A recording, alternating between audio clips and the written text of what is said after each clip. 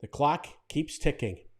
With only 10 days to go before 9/28 day, September 28th, work continues on Project Risky Business, my 1985 Porsche 928S. With its old leather removed and all of the old glue finally cleaned off, this video is going to take you through what it took me to recover the center console with a new leather-like vinyl skin provided by Classic9 Leather. After successfully recovering the center console, I also put back in some of the center console equipment to give you an idea of what it looks like with the new skin installed.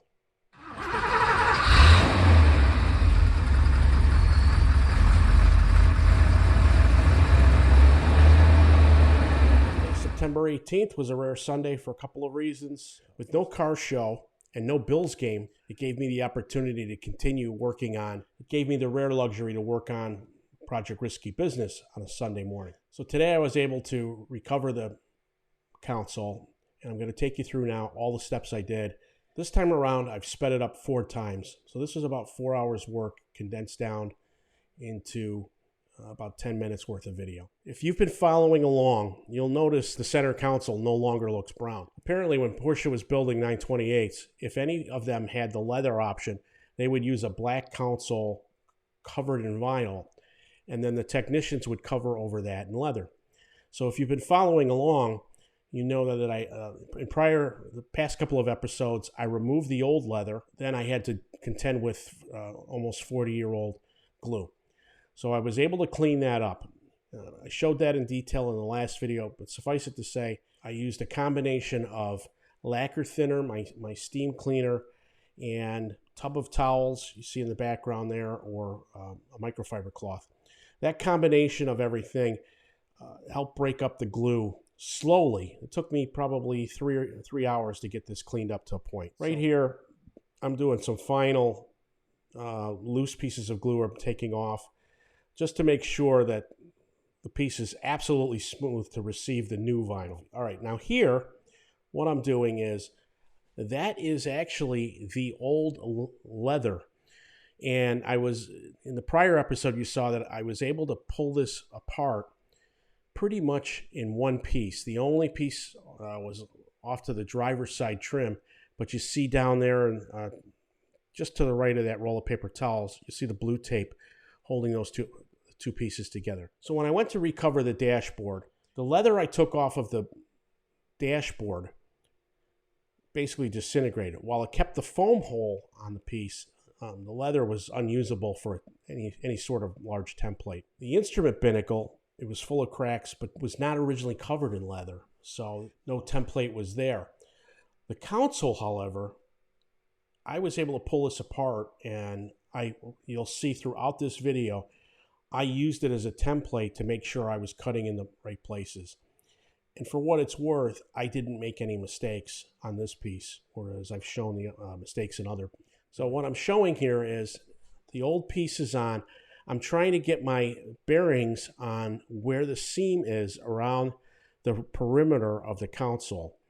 I think you can see it there. The top edge of the console has the stitching for the piece sits on top of that edge.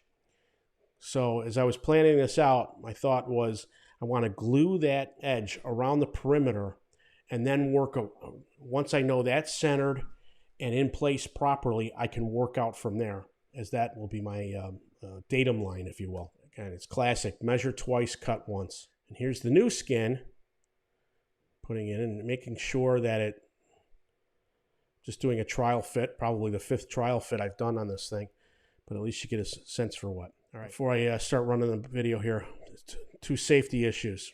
The first of which is you're working with glue here, so if you don't wear this respirator, you will get a nasty headache within a half an hour if you're not working outside. And I like to use non-latex gloves, as you get the glue boogers on them, for lack of a better term. And as your fingertips fill up with glue, you can just change out the gloves, and it keeps the part cleaner and helps put everything and lessens the cleanup when you go to clean up the part after everything's in. In this shot, you see me slowly putting contact cement on. I used a combination for this part of the spray-on, the 3M spray-on adhesive, and the DAP contact cement. So now with the glue on the seams and on the leading edge of the console, here I am slowly fitting it in, making sure that that seam stays on in the right place. So with the glue in, it's just a matter of working your way around. And I'm using Nurse Nancy's hairdryer / heat gun. After the glue sits on both you put glue on both the material and the piece you're going to attach it to. You need to let the contact cement sit for at least 5 minutes, and then it'll start bonding. I find that heat also, the heat provided by that hot air dryer helps activate the glue and warms up the hide so that I can move it around and make it work on the thing. Here's another shot of me checking where to cut. You see the tabs like Christmas wrap present. You want to go off at an angle for the corners, but with a little bit of a gap. And I don't want to leave too much material on so it'll fold underneath and attach properly. All right, working my way down, I'm just putting more glue on. In this shot, it goes faster to use the spray on the material. I find the brushing is just too slow on that, but it works. The brushing part works well to spread it once you've sprayed it onto the material. And then I use the can of DAP on the center console itself, as I want a little more control than what the spray provides. Just continue working my way down the console, keeping that seam square on the center console's face. Once again, checking to see where the excess material is. Keep your knife sharp. If you feel any dragging with that pen knife or X-Acto knife, that's a good time to change your blade. Always have plenty on hand. Here's a good shot, what I was trying to show a little earlier as I'm cutting the new material. But in the center here, look how dark brown the old material was that was exposed. And then just folded over, what was hidden all these years is what was the original color of the leather. I think that's a combination of sunlight, environment, and probably somebody putting either Armor All on it or leather preservative over the years. But that leather has a tendency to darken over that time, so you can see what was hidden back in the day is actually more like the color of the replacement skin. This is not a hard project. It's time consuming. It's a little bit laborious, but if you take your time, you can do this and not pay the expense. That's where all the money's made, because it's so labor intensive. I have no prior experience doing this, and you can see the results are I think pretty good. There was a good shot of the glue hitting my backboard there, but the spray glue just tends to go all over the place. And then I just follow up with a brush on the console itself. And once I've let that sit for about 5 minutes, I can move forward with putting the piece on and working my way around. Again, more glue, more heat really helps activate it, helps when I'm smoothing the piece.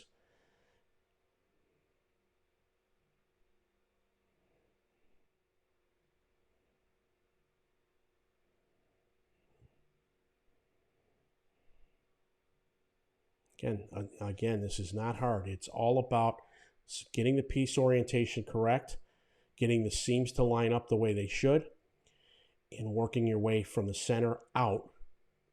Here's another shot of me, once again, using the old leather, trying to decide where to cut on the backside to make sure I'm not leaving anything exposed. Finally, my GoPro was working. It wasn't working earlier, but now I've got 2 cameras and I'm cleaning off the excess glue.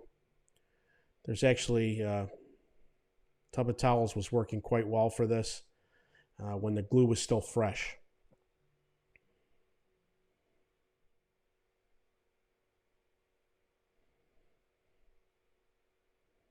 All right, another example here. Spraying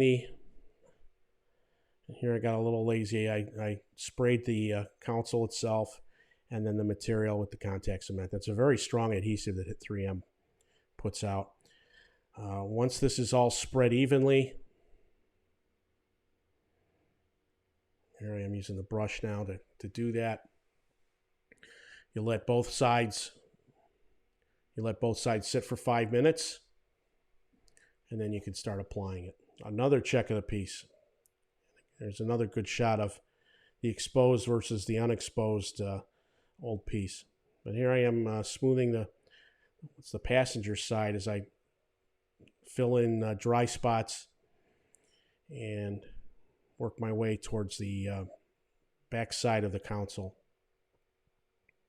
You can see some wrinkles right now, but now as I use the hair dryer and my hand, it smooths them out. And as the glue activates, you get rid of all those wrinkles.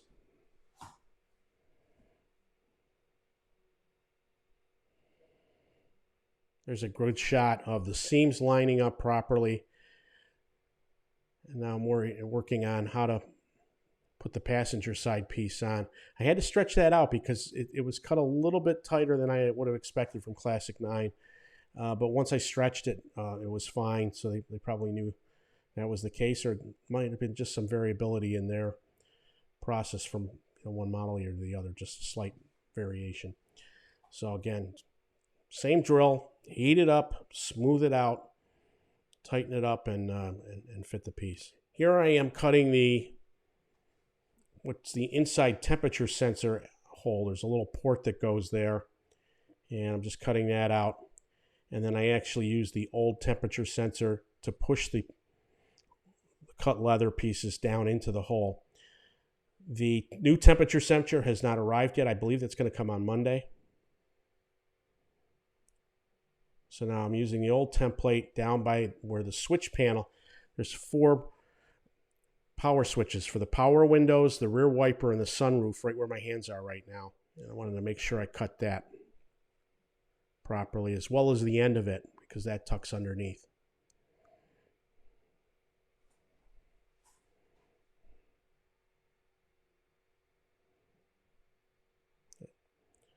Here I am putting it around there. Now there's an escutcheon that goes in there. You saw me spray painting it in an earlier episode. But here I am gluing this by hand. When I got down to this part of the part, a little too narrow to start spraying it. So it took a little bit longer to do, but at least I'm getting all the glue on.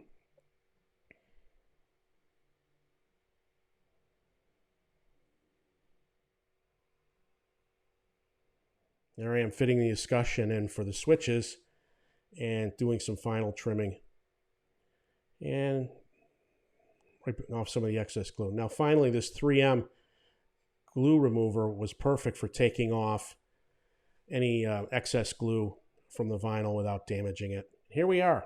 This is what the piece looked like done before I put any of the pieces that fit into it.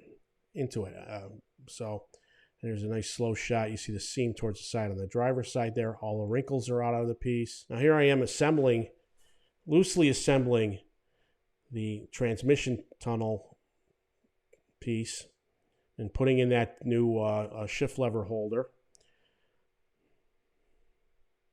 Here I am installing the clock and the trim. That actually trims out the shifter plate.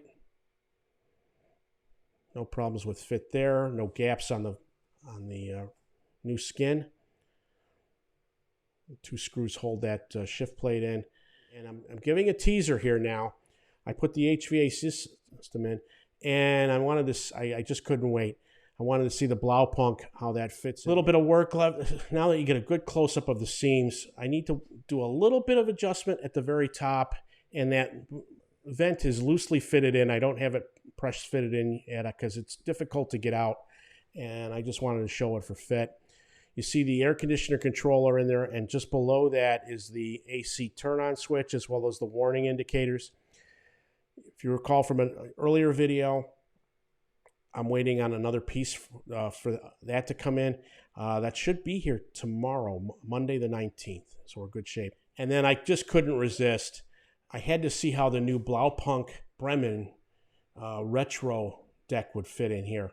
I'll be doing a full episode on that after all the cars back together, but I just think it looks so cool in the 928 dash. It just looks like it looks like a factory radio from back in the day, and yet it'll have Bluetooth, SD card, and it's just I'm so glad I went ahead with that now, because it just sets off the dash so nice. I'd love to change that digital clock to analog, but that's going to have to be another time. So that was a busy Sunday morning. Like I say, about 4 hours of my time to get it from what you saw at the start there, a clean piece ready for a new cover, all the way to loosely assembling some of the things to make sure there were no gaps on the vinyl. So this, unlike the dash, unlike the instrument binnacle, this one is defect-free from my installation. I'm very pleased with it. And it's a perfect example of how you learn from your mistakes. You know, with a good, clean piece, it's a fairly straightforward process. I highly recommend anyone considering paying somebody to do this, if you have the tools I have, and if you have at least as little patience as I have, and you can take your time with it, you can do this yourself. As expensive as this car has been, and as expensive as the pieces, the leather dash, or excuse me, the dash cover, the console, and the instrument binnacle, I think we're in the neighborhood of $500 or $600. Now, you can have them installed by Classic9 Leather, and that would be close to $2,000 just for the installation. I look at it as a moral victory that I was able to save $2,000 in labor to have somebody else do this. Other than the minor mistakes I made on the dashboard and the instrument binnacle, I'll take those minor things that only I and maybe viewers of this channel will know about, overpaying the $2,000 in labor, because that money's better spent on things like the Bremen deck and other things down the road. So with 10 days to go before 928 day, as you can see, I'm moving pretty quickly. My next, with the console done, my next task is to get the instrument binnacle ready to put in. So now that the dashboard, the center console, and the instrument binnacle are all recovered, I can focus back on putting everything back together. While I'm waiting for those pieces on the console to come in, I can focus my efforts to get the instrument binnacle back together. That's a little tricky because you have to put the light switch. There's 6 rotary switches that control the various lights and other things around the steering wheel. And as well as I need to replace the odometer gear in the speedometer. So now is a great time to do that. Hopefully I don't break the ribbon while I'm doing this, and I can replace the odometer gear and have that working when all of this is put back together. If you've already subscribed to the channel, I thank you. As of this writing, we're at 985 subscribers. So we're only 15 away now from hitting the magic 1,000 threshold with YouTube. If this is your first time watching the channel and you enjoyed this content, please press the like button. And I really encourage you to consider subscribing, because I'm going to be posting a lot of videos in the next 10 days on this car. I thank you for watching. Have a great day, and we'll see you soon. Take care.